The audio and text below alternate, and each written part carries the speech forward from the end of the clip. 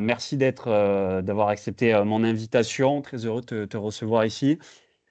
Je vais commencer par poser un peu le cadre. Donc, tu as créé ta société de gestion, tu vas nous en reparler. Tu travaillais avant dans le private equity et il me semblait intéressant que tu puisses venir pour expliquer un peu ton parcours. Et puis, je vais, au fil de l'entretien, te poser quelques questions. Est-ce que ça te va? Ça me va. Ok, bah écoute, je me propose que tu puisses te présenter, peut-être évoquer ton parcours académique et professionnel. Bah, j'ai fait une école de commerce et en parallèle, j'ai suivi un cursus d'expertise comptable. Et puis ensuite, j'ai rapidement rejoint les rangs d'un Big Four qui s'appelle EY, où j'ai fait Ok, 5 ans de Transaction Services. Donc, je faisais des audits d'acquisition pour des fonds qui voulaient racheter des boîtes. Et c'est ce qui m'a permis d'apprendre ce que c'était qu'un bilan et un compte de résultat. Donc, c'était assez formateur.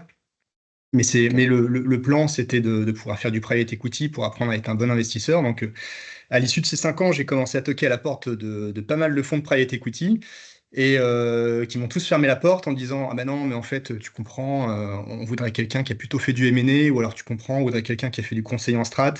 Et puis personne ne me le disait, mais il y avait aussi le fait que j'avais fait une trop petite école. Donc j'arrivais pas à rentrer en private equity. ok, Donc je me suis dit, bah, c'est pas grave, on va regarder qu'est-ce qui cloche. Et donc j'ai commencé à regarder tous les fonds qui m'intéressaient. Et dedans, il y avait toujours un ou deux gars qui avaient fait le master en ingénierie financière de l'EM Lyon. Donc j'ai dit, ok, bah ok, c'est ça qu'il faut que je fasse. Donc j'ai démissionné d'EY, j'ai repris des études, j'ai fait le master en ingénierie financière de l'EM Lyon. Et là, j'ai repostulé dans tous les fonds, mais en tant que stagiaire, dans le cadre du master. Donc je suis passé de manager chez EY à stagiaire. C'était assez à étudiant puis stagiaire. C'était une expérience.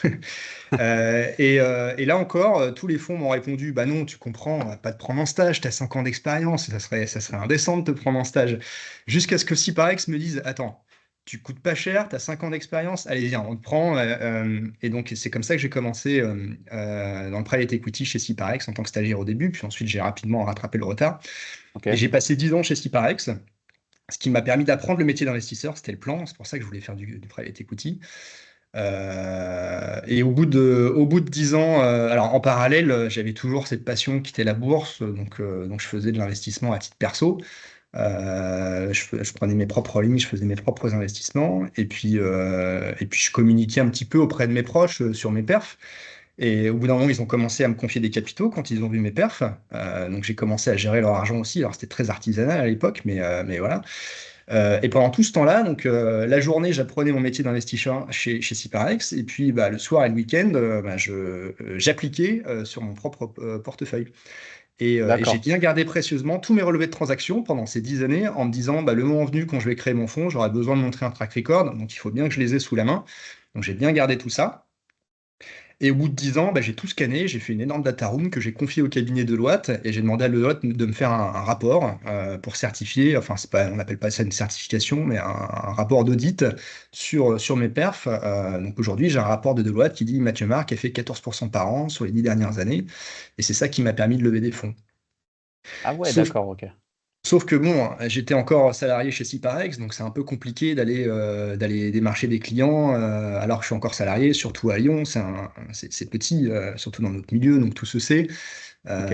Et c'était un peu le serpent qui se mordait la queue parce que tant que j'avais pas suffisamment d'argent sous gestion, bah, je pouvais pas quitter Ciparex pour monter mon propre fonds. Et tant que j'avais pas quitté Ciparex, je pouvais pas les démarcher pour lever des fonds. Donc c'était un peu compliqué. Donc je repoussais d'année en année le moment de créer mon fonds. Et puis jusqu'au jour où Bertrand Rambaud, donc le président de Ciparex, me convoque à déjeuner. Son assistante m'a dit, tiens, Bertrand aimerait bien déjeuner avec toi. Je dis, merde, ça y est, il s'est rendu compte que j'étais un nul, il va me virer.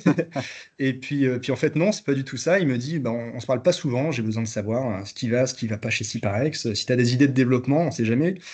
Et je lui réponds, ben oui, des idées, j'en ai. On fait plein de choses chez Ciparex, mais on fait pas de côté. Moi, de toute façon, j'ai monté ma structure dans les prochaines années, mais on pourrait peut-être faire quelque chose ensemble. On pourrait aller plus vite, plus loin. Et là, il me répond du tac au tac, ben, c'est une super idée. On cherche à faire du côté depuis longtemps. C'était dans notre feuille de route stratégique, mais on l'avait laissé dans un carton parce qu'on ne savait pas comment le faire. Et ben, va voir Nicolas Sherman, le responsable des relations souscripteurs, monter un projet ensemble, et puis tu reviens me voir et on monte une filiale ensemble. Alors, je ne m'attendais pas à cette réponse, mais après tout, pourquoi pas?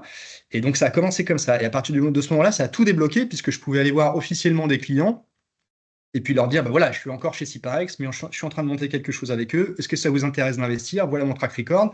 Et là, ça a commencé à prendre. Ça, c'était en 2019. Pendant toute l'année 2019, j'ai fait Ok, ça. J'avais mon job chez Syparex, mais en même temps, je commençais à démarcher les clients pour lancer Cambium. Jusqu'à la fin. Et donc, il me fallait 5 millions d'euros pour démarrer le fonds. Et fin 2019, on avait les 5 millions d'euros. Donc, je quitte mon job chez Syparex. 1er janvier 2020, je suis à plein temps sur Cambium. Et là, on envoie le bouton au Luxembourg pour démarrer toutes les démarches et puis créer le fonds et avoir le tampon de la CSSF. ok. Bon, bah, mars 2020, Covid. Ouais, Donc, pas de chance.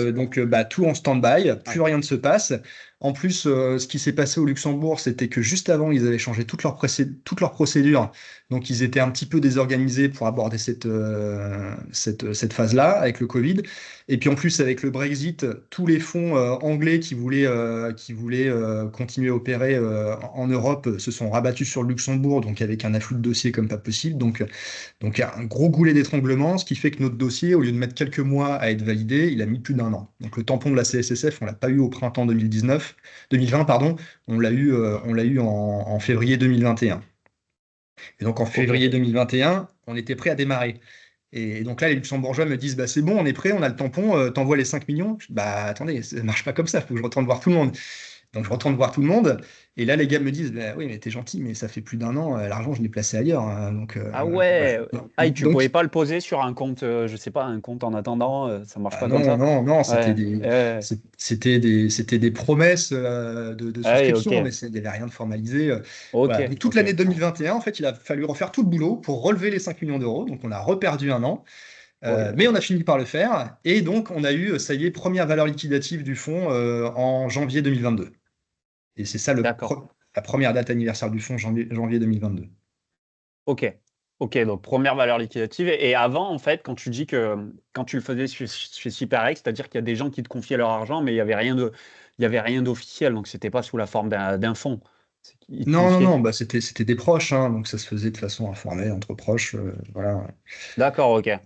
Ok. Et donc, du coup, on peut considérer que c'est Syparex, et ils ont injecté aussi du capital dans la création du fonds. Donc aujourd'hui, ils sont au capital Alors, de. Syparex, quand le fonds a été créé, ils ont souscrit eux-mêmes, donc ils sont souscripteurs du fonds.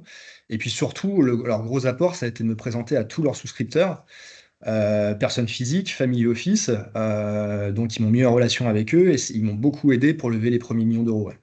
Ok. Ouais, donc c'est un sacré gage de confiance. Ouais. Et Oui, oui, complètement. Ouais. aujourd'hui, comment ça marche? Tu es seul, donc je suppose que tu dépends d'un conseil d'administration, donc tu rends quand même des comptes sur ce que tu fais, mais tu es seul dans ta prise de décision, c'est ça? Alors, dans Cambium, il y a un conseil de surveillance et un comité stratégique. Ok. Le conseil de surveillance, en gros, il est là pour veiller à l'application du pacte, pour gérer les relations d'associés entre Syparex et Cambium. Ok. Et après, il y a le comité stratégique qui est un peu plus élargi, où là, il y a des représentants de Syparex, mais il y a aussi des membres indépendants. Donc, il y a un ancien banquier, il y a un entrepreneur, il y a quelqu'un qui vient du monde de la gestion d'actifs aussi. Et ces gens-là, ils sont là pour me challenger sur les grandes orientations stratégiques de Cambium, mais aussi sur les décisions d'investissement dès lors qu'elles représentent un certain poids dans le portefeuille. Donc, dès qu'une boîte représente plus de 5% du portefeuille, je dois en parler au comité stratégique et on débat ensemble là-dessus. Voilà. Ok. Et après, pour Ok. tout le reste, le quotidien, effectivement, on est deux quand même. J'ai un associé qui m'aide plutôt sur la levée de fonds, mais sur les décisions d'investissement, pour l'instant, c'est que moi. Ouais. D'accord. Ok. Et pour revenir rapidement sur tes débuts en bourse, tu as commencé vers quel âge à titre personnel, du coup? Ouais, je me souviens plus exactement, mais je devais avoir autour de 17-18 ans. Je me souviens, mon premier investissement en bourse, c'était au moment de la privatisation de France Télécom. Ah ouais, ok. Donc, ouais, je devais avoir 18 ans, 17, ouais, 17 ans, quelque chose comme ça. Ouais. Puis à Ok. partir de ce moment-là, puis comme ça a plutôt bien marché, cette privatisation, je me suis rendu compte que c'était sympa la bourse.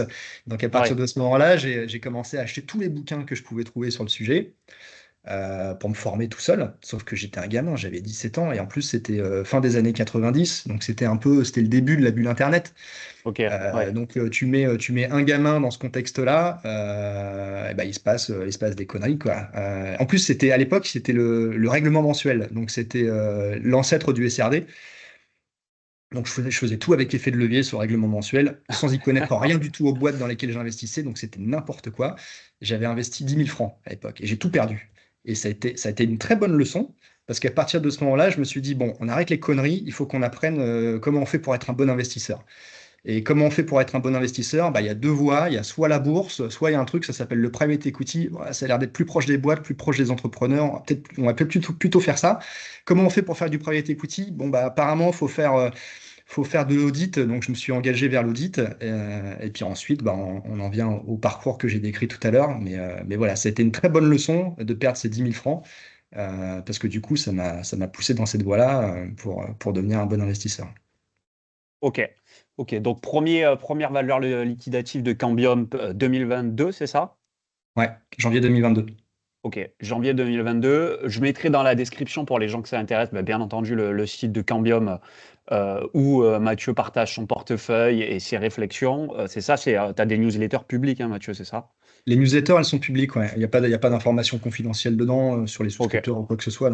Quand nos souscripteurs, on leur envoie un reporting avec chiffré, où là c'est confidentiel. Puis par contre, la lettre, ça permet d'échanger un peu plus avec le public, où effectivement, bah, je partage mon point de vue sur certaines boîtes, sur le marché, sur ce que j'ai fait, pourquoi je l'ai fait. Voilà. ok. Donc on le mettra bien entendu là, dans la description. Peut-être pour les gens que ça pourrait intéresser, est-ce qu'il y a un minimum de souscription? Non, non, non, c'est un Ok, fonds UCITS, donc le minimum c'est une part, pareil autour de 100 euros. Voilà. ok. Ok. Et donc, je mettrai bien la description, enfin, le portefeuille de Mathieu en description. On te voit quand même aujourd'hui beaucoup aller sur des sociétés small, mid, orientées en Europe. Donc, est-ce que le fonds est éligible au PEA? Oui, C'est un fonds éligible PEA, ok. ouais. Est-ce que, alors on en parlait hein, tout à l'heure, est-ce que toi, tu te définis un style en particulier? Non, mais je me méfie des étiquettes et des cases. Tel investisseur, ah bah lui, il est plutôt value, lui, il est plutôt GARP, lui, il est plutôt growth. En fait, j'essaye de pas être dans une catégorie, pas me mettre dans un carcan. Moi, ce qui Ok, m'intéresse avant tout, c'est d'acheter des boîtes de qualité à pas trop cher au regard de la qualité de cette boîte. Je vais pas m'interdire un dossier parce que, ah bah non, cette boîte-là, elle est à 20 fois les bits. Oui, mais bon, si elle les vaut à 20 fois les bits. Alors, il n'est pas question d'acheter de la tech américaine à 100 fois les bits, hein.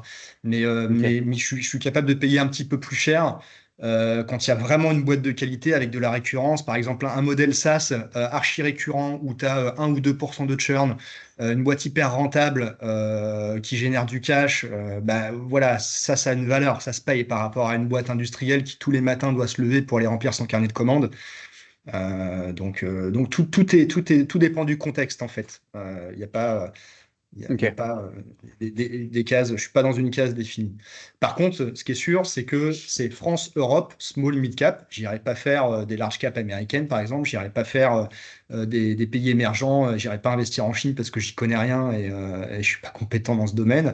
Donc je reste ok, sur mon domaine de compétences. Mais après, le style garde value, honnêtement, je m'en fiche. ok. Ok, mais tu peux regarder tout ce qui se passe dans l'Europe. Donc, tu te réserves le Ouais, droit d'aller sur des valeurs nordiques, italiennes ou autres si, ouais, si tu trouves des affaires. ouais. Je fais juste attention au risque de change. Donc UK, pas trop. Ok, ok, Mais tout ce qui est, et Suisse pareil, mais tout ce qui est zone euro, ouais, ouais. ok. Bah, UK, théoriquement, tu peux pas, du coup, vu que ça rentre En pas dans le plus, PEA. avec le Ouais. PEA, je peux pas, ouais. Ouais. De toute Ok, façon. mais ouais, c'est pour ça Enfin, aussi, je, on voit, tu as je- des je sociétés pourrais, parce espagnoles. que PEA, c'est 75% des valeurs qui doivent être éligibles. Donc, j'ai quand même une Ouais, poche. Si je veux mettre une valeur UK, je pourrais, mais pour des questions de change, j'y vais pas. ok, ok. Donc, c'est pour ça que tu es principalement investi. Alors, j'ai pas la pondération sous les yeux, mais tu es principalement investi sur des valeurs françaises.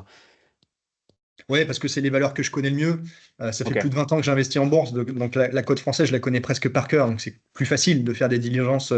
ouais, Après, la cote européenne, je la connais pas encore par cœur, je commence à bien la connaître, mais voilà, donc c'est pour ça que naturellement, je vais plus facilement vers des boîtes françaises parce que c'est plus facile de faire mes diligences et de me faire une conviction, mais c'est pas une volonté particulière. Et au contraire, ces derniers mois, j'ai plutôt eu tendance à sous-pondérer la France ou alors à prendre des boîtes françaises qui avaient vraiment une exposition internationale importante ok. justement pour limiter ce risque France, instabilité géopolitique que tout le monde connaît, mais voilà. Ok. Donc tu ne définis pas de style de gestion en particulier. Par contre, Non. j'avais une autre question, c'est savoir s'il y avait des thématiques sur lesquelles tu étais à l'aise ou qui t'étaient proches, des secteurs, ça peut être des typologies de business sur lesquels tu es proche ou au contraire d'autres que tu évites? D'autres que tu évites en Bah, particulier? j'essaye avant tout de comprendre le business de la boîte. Donc, si je comprends pas, j'y vais pas. Ok, Si, pareil, de la même manière, si j'ai du mal à me mettre à la place du client et à comprendre ce qui peut faire pencher, enfin faire la décision d'achat d'un client, il y a des métiers qui me sont complètement inconnus et j'arrive pas à comprendre ce qui fait qu'un client va choisir cette boîte ou pas. Bon, bah ok, forcément, je suis moins à l'aise. ok, Donc ça veut dire que... Et puis, je me méfie aussi des business où il y a beaucoup de capitaux engagés. Typiquement, un business industriel où il y a beaucoup de stocks, beaucoup de capex, où c'est des structures assez lourdes, et donc finalement, il faut en faire pas mal de la rentabilité pour rentabiliser tout ça. Bon, bah, je vais naturellement moins y aller, sauf exception. Par contre, des business asset light, si possible avec un BFR négatif, enfin, voilà, truc que tout le monde aime, avec de la marge, bon, ouais, bah, voilà, je suis ouais, plus à l'aise. ok, Mais avant tout, il faut que je comprenne le business et que j'arrive à me mettre à la place du client. Après, que ce soit un ok. business B2B ou B2C, peu importe, hein, j'arrive à me mettre à la place du client quand c'est un business B2B, si je comprends ce qui fait qu'un client va choisir telle ou telle boîte. Mais voilà, c'est. Et Ok, après, c'est tout secteur d'activité. Par contre, je fais pas les business vraiment trop cycliques ou alors qui sont un peu business roulette russe ou casino, typiquement production audiovisuelle ou ouais, production de jeux vidéo. Bon, bah non, là, j'y vais pas parce que ça dépend tellement du succès ou non d'un jeu ou d'un film que je laisse ça à ok, d'autres. Enfin, c'est peut-être des très belles boîtes, hein, mais en tout cas, c'est pas pour moi. ok. Mais en termes de SG, tu es contraint ou tu as une liberté d'action? Par exemple, pour Non, parler des roulettes, enfin des casinos en ligne, des choses comme ça, tu pourrais le faire si tu le souhaitais. bah, je pourrais le faire, je m'en fiche de l'ESG, enfin je m'en fiche de l'ESG, non, je m'en fiche pas de l'ESG, mais je trouve que c'est une énorme fumisterie, la façon dont ça fonctionne aujourd'hui. Personne n'est capable, enfin voilà, les questionnaires à la noix, personne n'est capable de vraiment garantir que telle boîte ou telle boîte respecte vraiment tel ou Hmm, tel critère. Et puis le bien-être des salariés au travail, faut aller dans une boîte qui favorise ça parce que ça marche, pas parce qu'elle a rempli le bon questionnaire et puis parce qu'il y a le bon quota d'hommes ou de femmes. ouais, Non, j'investis ok, dans des boîtes. Alors je fais mes diligences, hein, j'appelle des clients, j'appelle des fournisseurs, j'appelle même des salariés parfois pour savoir comment est l'ambiance dans la boîte. ok, Et ça, ok. c'est moi qui le fais. Je me base pas sur une agence de notation tierce ou quoi que ce soit. Et pourquoi je le fais? Pourquoi je trouve que c'est important? Parce que dans une boîte où les salariés sont heureux, il y a moins de turnover, ils sont plus impliqués, ils sont plus efficaces. Ouais, c'est pour ça que je le fais. C'est pas parce que parce que j'ai une pression de mes souscripteurs pour investir dans une boîte qui a fait qui a une notation, je sais pas quoi. Ouais, Regarde, les maisons de retraite, jusqu'à il y a peu de temps, elles avaient une super notation ESG. Et puis bah, on ouais, a vu ce qui s'était passé. Donc je me et oui, méfie de oui, tout ça.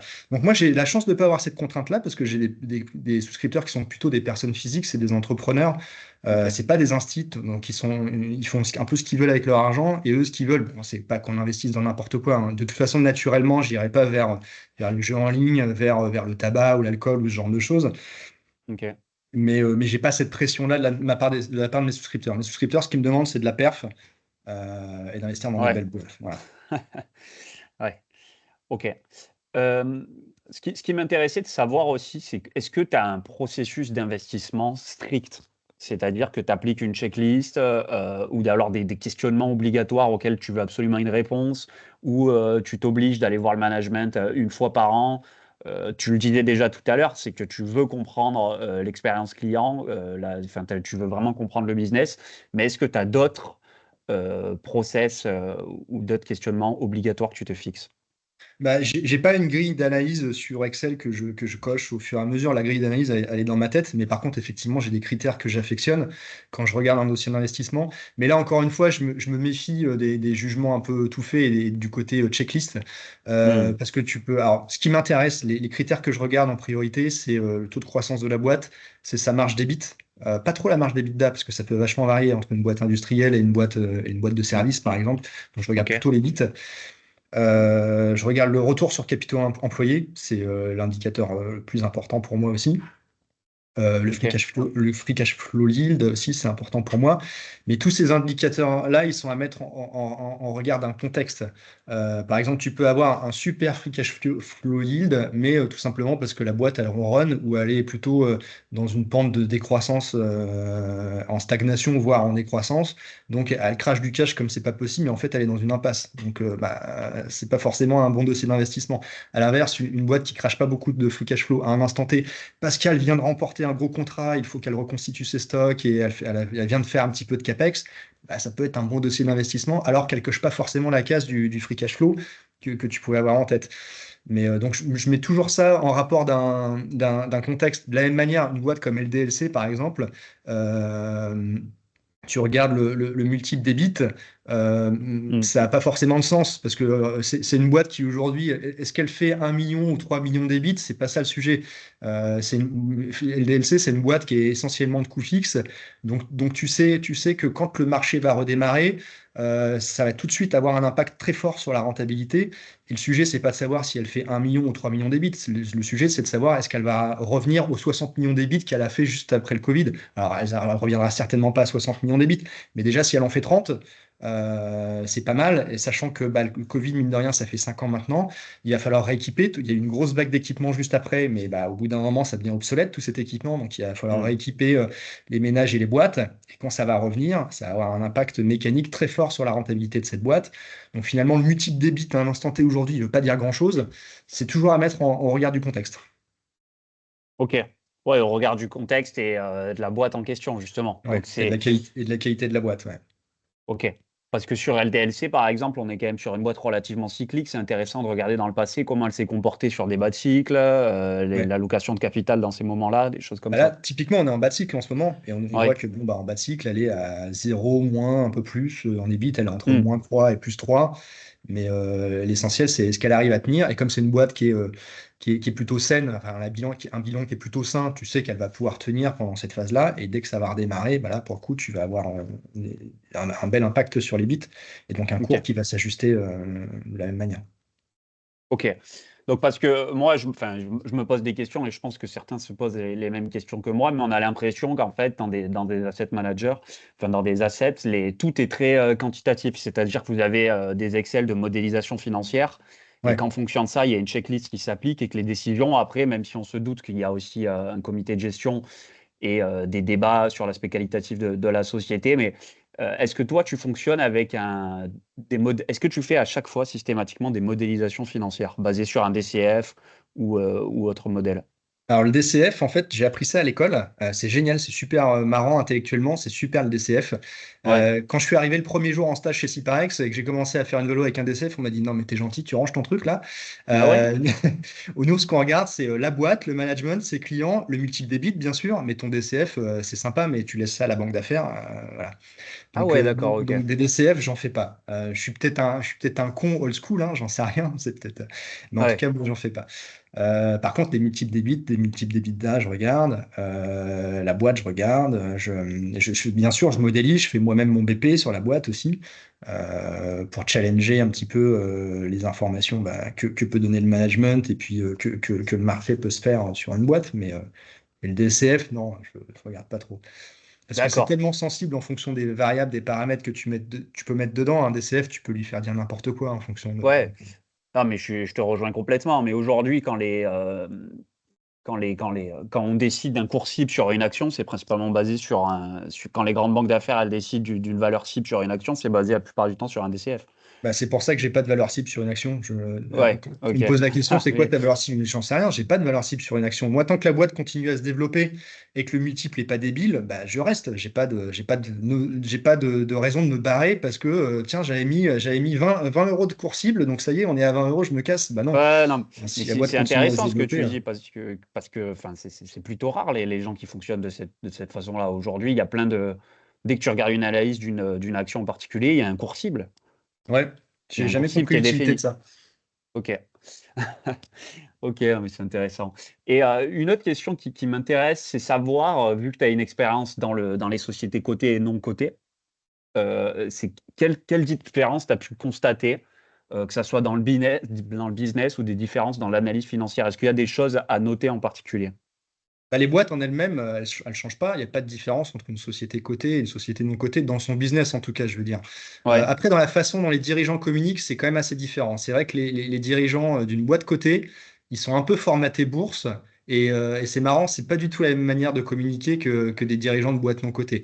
Parce que les ok. boîtes cotées, elles ont tellement l'habitude, enfin les dirigeants de boîtes cotées, ils ont tellement l'habitude de rien avoir le droit de dire avec l'AMF que c'est très langue de bois, donc il faut savoir décrypter un petit peu le discours. Alors l'avantage, c'est qu'ils vous reçoivent, ils sont très sympas, ils vous parlent de leur boîte, ça, aucun problème. Alors qu'en private equity, vous appelez des dirigeants pour essayer de les rencontrer, dans 90% des cas, ils vous raccrochent au nez. Ah ouais. Là, dans une bah non, parce qu'ils n'ont pas besoin de vous, donc ils s'en fichent. Ok. Et alors qu'une boîte cotée, c'est super, vous pouvez les voir facilement, les dirigeants. Par contre, c'est la langue de bois qu'il faut apprendre à décrypter. Après, dans la matière première, la boîte en elle-même, ses clients, ses fournisseurs, il n'y a aucune différence entre une boîte cotée et une boîte non cotée. Elles sont gérées de la même manière. Elles sont gérées peut-être de manière un peu plus pour certaines sociétés, de manière un peu plus court-termiste quand elles sont cotées. Mais c'est pour ça d'ailleurs que j'aime bien les sociétés familiales, parce que, ok, elles sont cotées, mais ce qu'elles regardent avant tout, c'est leur intérêt à eux en tant que patrimoine de la famille, et donc elles sont plutôt gérées de façon plus long-termiste que d'autres boîtes qui sont gérées par des mercenaires qui regardent le cours de bourse pour avoir leurs actions gratuites, et finalement, ça a des impacts positifs à court terme, mais ça peut mettre en cause la pérennité de la boîte sur le long terme, alors qu'une boîte familiale, c'est pas du tout ça. Elle va en général, la famille est majoritaire et donc elle va regarder avant tout la pérennité de la boîte sur le long terme. Et c'est ça que j'aime bien dans les boîtes familiales. D'accord, ok. Donc c'est ce que tu sous-entendais, je suppose, dans ton dernier reporting, hein. J'invite d'ailleurs les gens à le lire, où tu parles un peu de parade nuptiale pour le private equity. C'est que c'est difficile d'avoir certaines informations, c'est ça? Bah, en fait, dans le private equity, alors il y a private equity et private equity. Je mets de côté le venture, parce que le venture, Ouais, c'est différent. ok. Mais dans le LBO et le capital développement, on s'intéresse à des sociétés qui sont très belles. Ouais, Donc elles sont archi-draguées par tout le monde. Ils sont appelés toute la journée par des M&A qui essayent de leur vendre leurs services, par des private equity qui essaient d'investir chez eux. ok. Donc déjà, elles sont archi-draguées. Donc arriver à avoir un rendez-vous alors qu'il n'y a pas de process en cours, c'est déjà un exploit. Et D'accord. puis après, une fois qu'il y a un process et qu'il y a une opération, bah, comme c'est des très belles boîtes, tout le monde se bat pour investir chez eux. Et donc il faut mettre en avant, chaque fonds d'investissement doit mettre en avant ses atouts pour accompagner la boîte. Il ne s'agit pas d'être le couillon qui paye le plus cher, parce que effectivement, on peut gagner un deal en étant le couillon qui paye le plus cher, mais c'est pas comme ça qu'on fait un beau deal. Si on veut Ok. payer le prix de marché ou alors un prix raisonnable, il faut pouvoir mettre en avant d'autres atouts qu'on peut avoir en tant que fonds de private equity. Alors ça va être par exemple, bah, je vais vous ouvrir à l'international, j'ai vu que vous aviez des projets de développement au Canada, bah, ça tombe bien, on a une équipe au Canada, on va pouvoir vous ouvrir des portes. Ou alors vous Ah avez un ouais, projet ok. de digitalisation, bah, ça tombe bien, on a un chief digital officer en interne qui va vous accompagner là-dessus. Vous prévoyez de faire de la croissance externe, bah, justement, nous on est très fort là-dedans parce qu'on reçoit régulièrement des dossiers sur des petites boîtes qui peuvent vous intéresser. Voilà, c'est tous ces atouts-là qu'on peut mettre. C'est ça que j'appelle la parade nuptiale. C'est de se Ok. présenter sous son meilleur jour en tant qu'investisseur dans l'espoir de faire le deal. Ce qu'on n'a pas besoin de faire en bourse. En bourse, à partir du moment où on s'est fait sa conviction sur une boîte et que le prix est là, eh ben on y va. Ouais, Donc c'est moins c'est frustrant. Il y a ce côté frustrant en private equity, c'est que parfois, dans 75% des cas, on bosse comme un dingue sur un dossier pour au final pas faire le deal, et c'est le petit copain qui fait le deal. Ça, c'est assez frustrant. En ouais. bourse, on n'a pas cette frustration-là, parce que on bosse, on fait le boulot d'analyse de la boîte, et quand le prix est là, on fait le deal quoi qu'il arrive. Pas de... Et, heu et en passant sur le marché coté, est-ce que tu as pas une frustration de te dire: «Mais je peux plus accéder aux plus belles boîtes qui s'autofinancent, parce que justement, elles ont pas besoin d'être cotées en bourse, ces boîtes-là»? Bah, il y a des super boîtes cotées en bourse aussi, hein. C'est quand même des pépites. Ouais, Enfin, pour beaucoup, c'est des pépites, hein. Une GTT, par exemple, une Exosens, enfin, ce genre de sociétés qui sont leaders sur leur marché, c'est quand même des pépites aussi, hein. Là-dessus, j'ai pas de frustration. Je suis très content d'être investisseur dans ces boîtes-là. Et puis, de plus en plus, c'est un phénomène qu'on voit depuis 2 ans, peut-être. On voit les private equity revenir en bourse, introduire leur boîte en bourse pour leur permettre de faire des sorties. Et là où avant, ça se faisait peut-être à des prix débiles, avec des actifs qui n'étaient pas forcément de super qualité. Enfin, je parle pas, à partir du moment où un fonds de private equity est rentré, l'actif est de qualité. Mais parfois, ils avaient des attentes de valorisation un peu démentielles. Là, ces 2 dernières années, on a vu des introductions en bourse sur des boîtes de qualité à une valorisation raisonnable. Comme le contexte de marché était pas top, bah, les fonds de private equity privilégiaient le fait de réussir leur opération. Donc, ils mettaient des prix pas trop déconnants. Et ça m'a permis de rentrer avec le fonds sur des boîtes vraiment de qualité. À des OK, prix raisonnables. Donc, comme si j'avais été, et j'ai pas fait mieux que si j'avais été en private equity. Donc, OK. non, j'ai pas de Tu frustration là-dessus. tu as un nom en particulier là, de boîte, nouvellement cotée depuis quelques années? Ouais, bah, par exemple, on est rentré chez Exosens, on est rentré chez Renk. OK, Voilà, c'est Planisware aussi. C'est OK, c'est Radian qui est sorti. Voilà, donc c'est des d'accord. super boîtes. Ok. Et ça peut paraître bête comme question, mais si les boîtes sont non cotées, qu'elles sont draguées par des fonds de PE, qu'elles sont bien valorisées, que c'est des sociétés familiales, tout se porte bien, quel intérêt d'aller en bourse en particulier? Quel intérêt de se faire coter et d'être très contraint derrière? Ça apporte de la visibilité. Ok. C'est vrai que une boîte, même si elle est leader, même si une ETI, c'est toujours bien d'être coté parce que ça apporte de la crédibilité quand on va négocier avec des grands groupes. Hmm. Vis-à-vis des salariés aussi, ça renforce le sentiment d'appartenance. Vous avez des salariés qui sont parfois plus fiers parce que leur boîte est cotée. Ouais, C'est plus facile aussi pour donner des outils d'incentive sur le ouais, ok. capital, parce que Ah ben vous oui, donnez ok. des actions gratuites d'une boîte qui n'est pas cotée à des salariés, bah, c'est toujours plus compliqué pour eux de visualiser la valeur que ça a. Alors que si la boîte est cotée, ils savent qu'ils ont tant d'actions, ils voient le cours tous les jours. Alors ça peut avoir un côté anxiogène aussi, mais ça ouvre d'autres options en termes d'incentive des salariés aussi. Donc il y a aussi des bons côtés à être coté. C'est pour ça que les boîtes le font d'ailleurs. Ok. Ok. Et je voulais ton avis, hein, même si je pense que j'ai ma réponse, mais là, on regarde les multiples de valorisation sur les sociétés de PE, et on se rend compte qu'elles sont plus importantes que sur les boîtes cotées. Donc, je suppose qu'il y a un effet de flux. Ça s'explique principalement par les flux. Donc, c'est ce que tu Ouais. expliquais auparavant. Est-ce que tu aurais un complément d'information ou selon toi, c'est uniquement cet aspect-là qui rentre en jeu?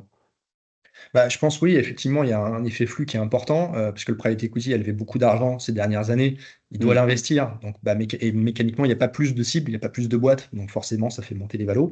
En tout cas, Ok. sur les beaux actifs, on voit qu'il Ok. y a vraiment une polarisation en ce moment entre les actifs moyens, où Ok. effectivement, il y a des multiples qui peuvent baisser, et les actifs de qualité, où là, ils ne baissent pas, au contraire, voire ils augmentent un peu. Ça, c'est sur le private equity. Et sur la bourse, bah, c'est l'inverse. On a eu un phénomène de décollecte sur les small mid cap. Donc, qui dit moins d'argent sur le marché, dit indépendamment de la qualité des boîtes, bah, forcément des valos qui baissent puisque bah, les gens se retirent. Ils ont besoin de rendre de l'argent à leurs souscripteurs, donc ils vendent des boîtes, même s'ils savent que ils savent que c'est pas le bon moment, mais ils sont obligés de vendre quand même parce qu'il y a cette contrainte de la liquidité qu'on n'a pas en private equity. En private equity, on n'a pas besoin de gérer. Enfin, si, on a besoin de gérer sur cette liquidité, mais on la gère sur 10 ans. Alors que sur un fonds coté, vous avez votre souscripteur qui vous dit je veux sortir tout de suite, vous êtes obligé de lui rendre l'argent tout de suite. Donc vous devez vendre des boîtes en bourse, même si c'est pas le moment. Donc ça peut Ok. peser aussi. Et donc la décollecte qu'on a vue sur les 2, 3 dernières années, forcément, mécaniquement, ça a pesé sur les valeurs, indépendamment de la qualité des boîtes. Ok. Et puis après, dans le private equity, vous avez aussi des acteurs qui sont là de plus en plus pour aider les boîtes à se développer. Et donc, ils vont valoriser ça un Hmm. peu, ils vont valoriser ces synergies, entre guillemets, entre le private equity et la boîte. Ils savent qu'ils vont pouvoir accélérer la stratégie de build-up de la boîte. Donc, une boîte que vous payez 10 fois les bits, mais vous savez que vous allez racheter plein de petites boîtes à 3 ou 4 fois les bits.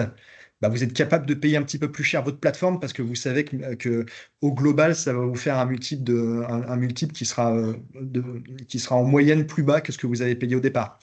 Ok. Ça, on peut pas le faire en bourse. Ok. Et puis, il y a quelque chose d'intéressant aussi, je suppose que c'est presque un avantage à investir dans le côté, c'est que toi, tu n'as aucune contrainte de temps. C'est-à-dire, quand tu rentres dans une boîte, tu te dis pas, j'ai 7 ans pour en ressortir, ou, enfin, c'est ce que tu disais. D'ailleurs, tu fonctionnes en VE et BIT à l'entrée, et tu te Ouais. fixes pas de cours cible ou de multiples de sorties. Ouais. Bah, j'ai quand même une contrainte de temps, mais c'est pas la même. C'est-à-dire que moi, tous les jours, j'ai un gros souscripteur qui peut sortir. Et si j'ai pas le cash pour le rembourser, il faut que je vende des actions d'une boîte. Il faut que je Ah gère ouais, cette ok. liquidité, ce que tu n'as pas forcément besoin de faire en private equity.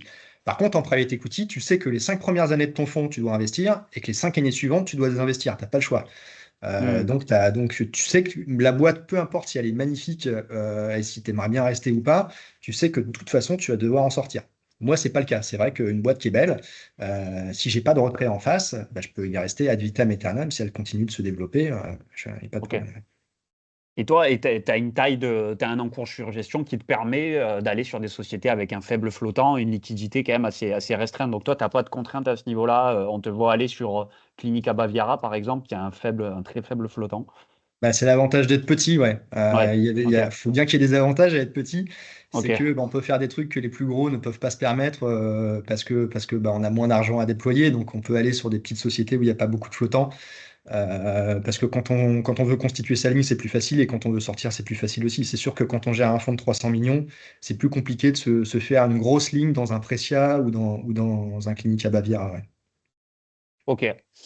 Donc toi, tu travailles pas avec une poche de cash, tu es investi à 100% complètement. Et donc, si tu as des retraits ou une collecte négative, du moins, tu dois revendre une position, c'est ça? Non, ça dépend de la période. Je suis pas tout le temps investi à Ah 100%. ouais, En ce moment, je suis ok. investi à 100% parce que je pense que c'est vraiment le moment d'être sur les small caps. J'ai beaucoup Hmm, d'opportunités d'investissement. C'était pas le cas il y a 2 ans quand j'ai démarré avec le fonds. Je trouvais que tout était trop cher. Et au contraire, j'avais beaucoup, beaucoup de cash. ok, Alors j'ai cette contrainte, on est éligible PEA, donc on doit être en permanence investi à 75% dans les titres éligibles, mais d'accord, ok. on peut la contourner en étant investi dans des titres éligibles, mais qui se comportent un peu comme du cash. Typiquement des boîtes qui viennent de faire l'objet d'une OPA. L'OPA n'est pas encore réalisée, mais on a un cours qui est fixé. Bon, on sait que le cours va pas bouger, donc c'est comme si c'était du cash. Donc si vraiment je juge que c'est pas le moment d'être sur le marché et qu'il vaut mieux avoir du cash, mais que je suis obligé d'être investi, bah, j'investis dans des boîtes comme ça. C'est comme si c'était du cash. Je sais que ça va pas bouger. Ça me permet de sortir du marché d'une certaine manière, quitte à y rentrer plus tard. Donc j'hésite pas à faire ça. Il y a certains gérants qui ont la peur de. Bah déjà, leur rémunération variable est indexée sur un indice. Hmm, Donc, leur principale crainte, c'est de louper la hausse de l'indice. Donc, ils veulent tout le temps être investis pour pas louper la hausse de l'indice. Moi, je m'en fiche de ça. J'ai pas peur de louper la hausse de l'indice, ce qui me permet d'être plus prudent parfois et de mieux encaisser les chocs quand ça baisse de temps en temps. Alors, par contre, à l'inverse, si jamais je me suis planté et que le marché s'emballe et que je suis sorti, bah, tant pis pour moi. Mais j'ai plus de flexibilité là-dessus. ok, ok. Bah écoute, j'ai fait le tour des questions, je te remercie. Ce que je propose, je mettrai dans la description ton fonds. Est-ce que tu peux nous citer les partenaires financiers chez qui tu es référencé si ça intéresse certaines personnes? Oui, alors notre principal partenaire comme assureur, c'est Apicil. C'est eux qui Ok, nous ont fait confiance en premier pour référencer notre fonds dans leur contrat d'assurance vie.